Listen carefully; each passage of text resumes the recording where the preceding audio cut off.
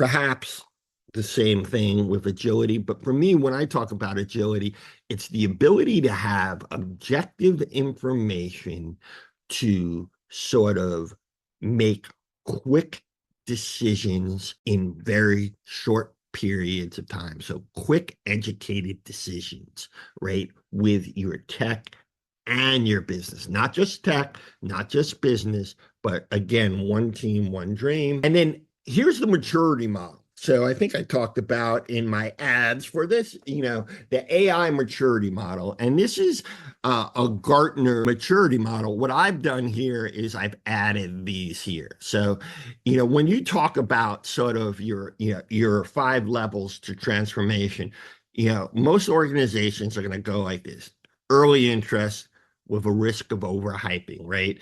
And that's where you got to get your culture on board, right? You could have people interested, but if you don't get people excited and starting to adopt, you're never going to get to the experimental, right? And once you kind of get that approval, right, you're going to get people concerned about reputational risks. So you have to start having, thinking about governance. You have to start thinking about sort of, how you're going to mitigate risk. You have to start training people, right? Particularly your leadership teams in the beginning, and then more of your wider organization. And then as you get in, you have your first prototype in production. Now, once everyone's on board, you really got to start thinking about, okay, governance, regulations, ethics probably earlier. That's more in the reputational.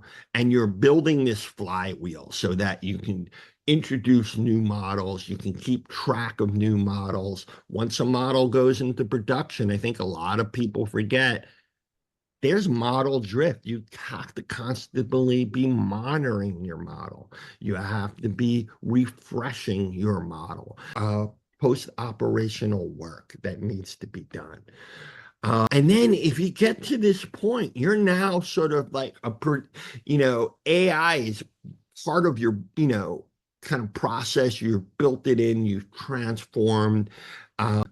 You are now getting to AI as part of your business DNA. What I would say is, particularly in the next 5 years, perhaps only 5 or 10% are going to get to AI is built into your DNA. And I would say companies that are starting now have a better chance because culture, if you go back to what I shared before, takes a long time to change.